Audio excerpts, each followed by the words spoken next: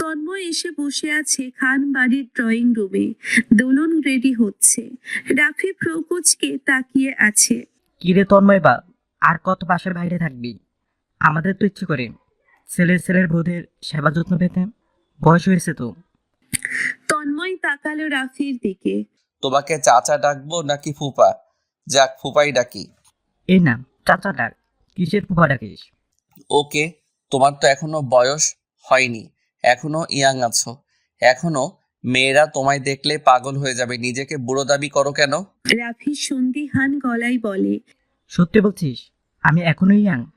তোর ফুপিতে বলে আমি নাকি বুড়ো হয়ে গেছি? খ্যাপাই তোমাকে। হিংসে করে তোর ফুপি আমায়, বুঝলি? তার থেকে এখনো ইয়াং দেখতে চাই আমি, সেজন্য। তন্ময় মুচকি হাসলো। রমিলা বেগম লাঠি ঠক ঠক করতে করতে তন্ময়ের পাশে বসলো। তন্ময় রমিলা বেগমের দিকে তাকিয়ে বলল। কেমন আছো দাদু? রমিলা বেগম আফসোস করে বললেন। তোকে ছাড়া কি করে ভালো থাকি বল? ছোট থেকে মানুষ করলাম, আর বড় হতে না হতেই দূরে চলে গেলি।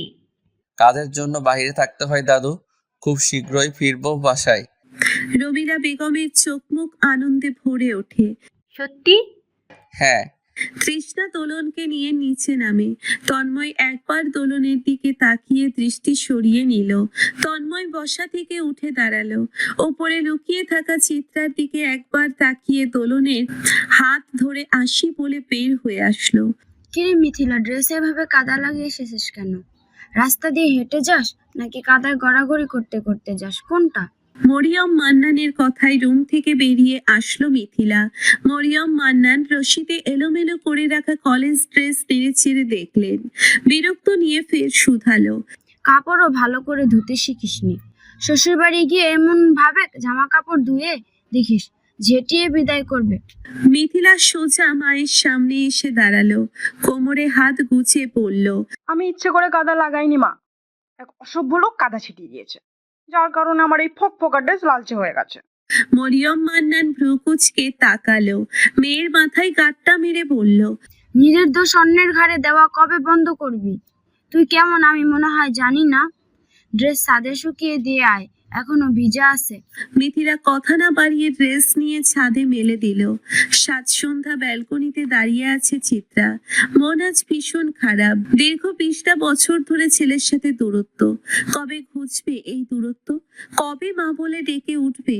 এক সন্তানকে হারিয়েছে, আর এক সন্তান থেকেও না থাকার মতো করে আছে। এই আমৃত্যু যন্ত্রণা কবে জীবন থেকে দূর হবে? কথাগুলো ভেবে ডুকরে উঠল চিত্রা। ইচ্ছে করছে গলা ফেটে কান্না করতে, কিন্তু পারছে না। কাঁধে কারো স্পর্শ পেয়ে চিত্রা পিছু ঘুরে চাপটে জড়িয়ে ধরে বলল। আমি আর পারছি না এমপি সাহেব, আমার দম বন্ধ হয়ে আসছে। কোন পাপের শাস্তি পাচ্ছি আমি? তন্ময়ের কাছে নিজেকে নিয়ে এই ক্রোধ রাগ আমি পারছি না নিতে। আমি কি সত্যি একজন ওয়ার্থলেস মা? এক সন্তানকে নিজের ভুলের জন্য হারিয়েছি, আরেক সন্তান কাছে থেকেও নেই।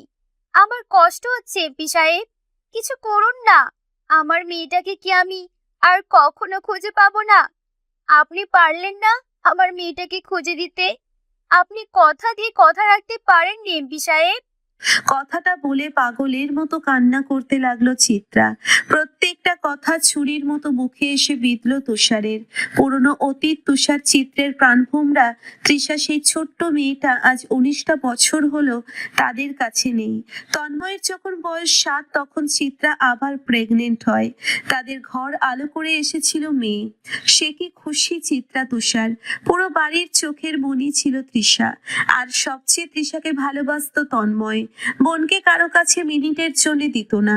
বোন অন্ত প্রাণ ছিল, কিন্তু ভাগ্যের পরিহাস, সেই ছোট্ট তৃষা তাদের কাছে বছর খানেকের মতো ছিল। চিত্রার বোকামির জন্যেই হারিয়ে ফেললো চিরতরে সেই ছোট্ট তৃষাকে। 19 বছর আগে দিনটি ছিল মার্চ মাসের 3 তারিখ। তন্ময়ের স্কুলে ক্রীড়া প্রতিযোগিতার ফেস্টিভ্যাল ছিল। সেই ফেস্টিভ্যালে চিত্রা, অধরা, তৃষ্ণা আর রাহা গিয়েছিল। রাহা তৃষার থেকে 8 মাসের বড়। তন্ময় দৌড় প্রতিযোগিতায় প্রথম হয়েছিল। সে নিয়ে চিত্রার খুশির শেষ নেই। চিত্রা জীবনে একটা প্রাইজও আনতে পারেনি খেলাধুলা করে, সেখানে তার ছেলে আনছে, বিষয়টা গর্ব করার মতো চিত্রার কাছে। তন্ময়ের স্কুলের ইয়াব বড় মাঠটাতে প্যান্ডেল সাজানো হয়েছিল। বিকেলের দিকে অনুষ্ঠান শুরু হয়।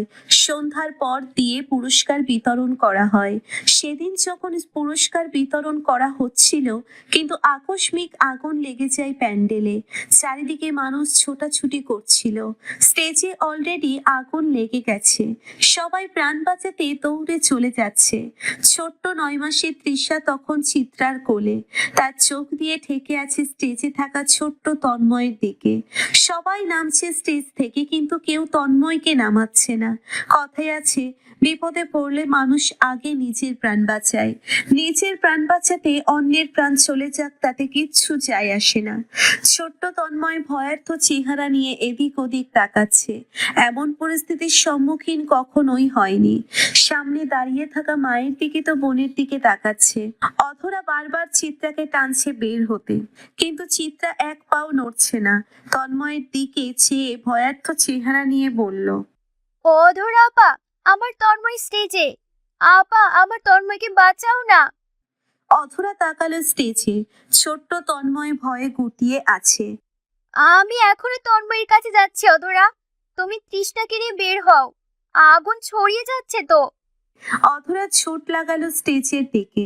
চিত্রা ঠাই দাঁড়িয়ে রইল, কিন্তু তৃষ্ণা চিত্রাকে আর দাঁড়িয়ে থাকতে দিল না। হাত টেনে বাহিরে নিয়ে গেল।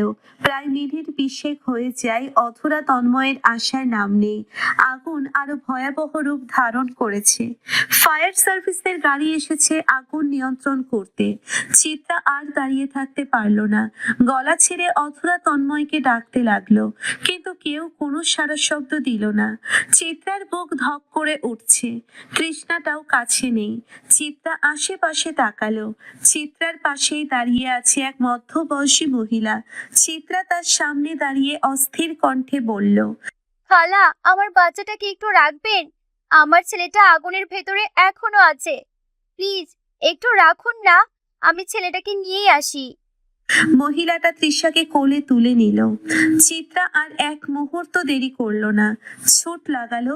চিত্রার ছুট লাগানো দেখে এক ফায়ার সার্ভিসের লোক বলে উঠল, আর এই মহিলাকে কেউ আটকান, আগুন কন্ট্রোলের বাইরে চলে গেছে।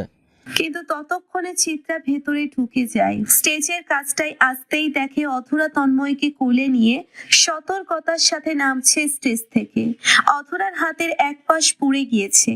চিত্রা দৌড়ে আসলো ওদের কাছে। ছেলেকে অধরার থেকে নিজের কোলে নিল। তন্ময়ের পুরো মুখে অসংখ্য চুমু দিল।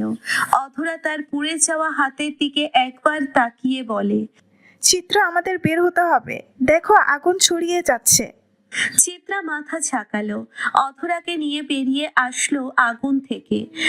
বাহিরে এসে ছেলেকে কোলে নামিয়ে পাশে তাকালো। ঠিক এইখানটাতেই তো ওই মহিলার কাছে তার তৃষাকে রেখে গিয়েছিল। ওই মহিলা তো নেই। পুরো বাহিরটা হন্যে হয়ে খুঁজলো চিত্রা, কিন্তু ওই মহিলার ছায়াও খুঁজে পাওয়া গেল না। চিত্রা মেয়েকে খুঁজে না পেয়ে জ্ঞান হারিয়ে পড়ে গেলে অধরা ধরে ফেলে। তৃষ্ণা একটু সাইডে গিয়েছিল রাফিকে ফোন করে এখানকার অবস্থা জানাতে। চিত্রাকে অধরার উপর পড়ে যেতে দেখে অস্থির কণ্ঠে বলে, কি হয়েছে আপু চিত্রার? তৃষাকে খুঁজে পাওয়া যাচ্ছে না। কথাটা যেন বাজের মতো এসে লাগলো মাথায় তৃষ্ণার। তৃষা তো চিত্রার কোলেই ছিল। কি বলছো আপু? তুষা তো চিত্রার কোলেই ছিল। অধরা সব খুলে বলল তৃষ্ণাকে। সব শুনে তৃষ্ণার মাথায় হাত। তড়িঘড়ি করে ব্যাগ থেকে ফোন বের করে তুষারকে বলল। তুষার কথাটা শোনা মাত্রই ছুটে আসে। চিত্রা তখনও সেন্সলেস হয়ে পড়ে আছে। তুষার ইমিডিয়েটলি পুলিশের সাথে যোগাযোগ করে। পুরো লোক লাগিয়ে হন্যে হয়ে খোঁজা শুরু করে মেয়েকে। তুষার চিত্রাকে নিয়ে হসপিটালে যায়। চিত্রার জ্ঞান ফেরা জরুরি। কি করে পারলো মেয়েটাকে যার তার কাছে দিতে? হসপিটালে আনার ঘন্টা খানেক পর চিত্রার জ্ঞান ফেরে। চিত্রা জ্ঞান ফিরে পাওয়ার পর থেকে তৃষার খোঁজ চায়। তুষার শান্ত কণ্ঠে জিজ্ঞাসা করে কেন সে মেয়েকে অচেনা মহিলার কাছে দিল। চিত্রা সব বলে। তুষারের রাগে মাথা ফেটে যাচ্ছে। এর মধ্যেই পুলিশ আসে মহিলাটার ফেস স্কেচ করার জন্য, কিন্তু চিত্রা তো মহিলাটার ফেস দেখেনি, ওড়না দিয়ে ঢাকা ছিল। পুলিশ হতাশ হলো, জিজ্ঞেস করলো, কিছু কি দেখেননি? তার ফিটনেস, চোখ, নজর কাড়ার মতো কোনো জিনিস? চিত্রা মনে করার চেষ্টা করলো, বেশ খানিকটা পর বলে উঠল, হ্যাঁ, মনে পড়েছে। মহিলাটার কপালে আড়াআড়ি ভাবে দুটো ক্রস চিহ্ন ছিল, সম্ভবত কেটে যাওয়ার চিহ্ন ওটা। আর কিছু মনে আছে?